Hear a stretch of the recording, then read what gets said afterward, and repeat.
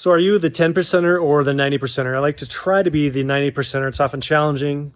It's often something that's triggering. And what I'm getting at is I've worked a variety of jobs like many of you have. I started out as a night janitor at a bank, worked forward-facing in a convention center, worked front desk at a hotel, worked in a nursing home, a variety of things in the medical field, including emergency medicine, trauma, flight care, all that stuff. That's beside the point. What I'm getting at is that there's a statistic that about 10% of people, no matter where you go on the planet, 10% of people are triggering people, that you will never satisfy them, that you will never communicate in a way that they fully understand or that radiates or resonates with them. And it's just something that you have to accept.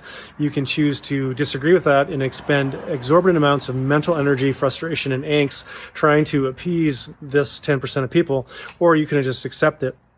The Stoics call this concept preferred indifference, and that's just basically accepting things as they are. You might prefer them to be a different way. This is my rephrasing this. You might prefer them to be a different way, but the way they are is just the way they are. And if you accept that and move on without expending a huge amount of mental energy trying to change that or overcome that, it will go a long way to happiness, satisfaction, and a sense of overwhelming tranquility or peace.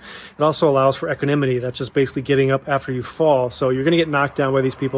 I get knocked down by these people every day, and just trying to get up gracefully and move on, not necessarily turn around and confront them or rear an angry word, which is very challenging.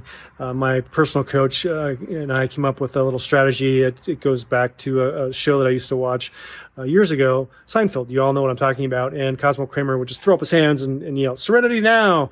And I've done that many times on aircraft with disgruntled people sitting next to me, or during COVID when people refused to wear masks, a variety of situations. You can extrapolate this to whatever situation you want to apply.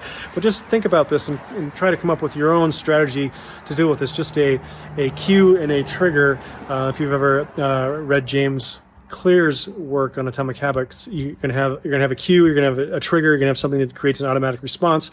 And I try to remember that top of mind, that not everything needs a label. It doesn't need to be judged. It doesn't need to be responded to or reacted to.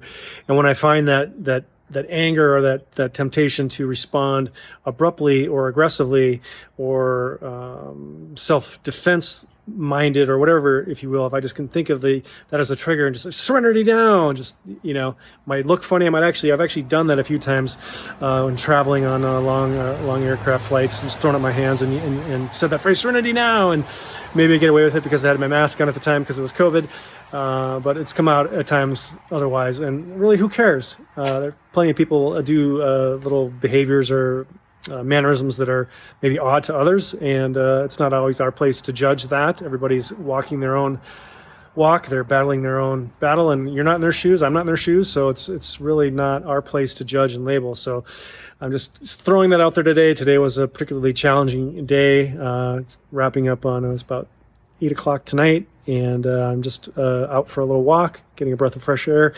I've said my serenity nows, and I hope you found that helpful. Be safe, be well. Cheers.